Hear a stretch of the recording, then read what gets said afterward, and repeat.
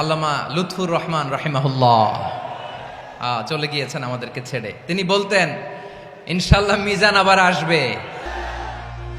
একটা মাহফিলে 10 লাখ 15 লাখ লোক হওয়া, এটা দুনিয়ার কোন রাষ্ট্রপ্রধানের ইতিহাসেও নেই।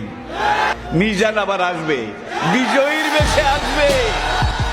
এই দেশের তাওহীদি জনতা এমন ইতিহাস সৃষ্টি করে তাকে আলিঙ্গন করবে ইনশাআল্লাহ। সেই সমাবেশই দূরে নয়।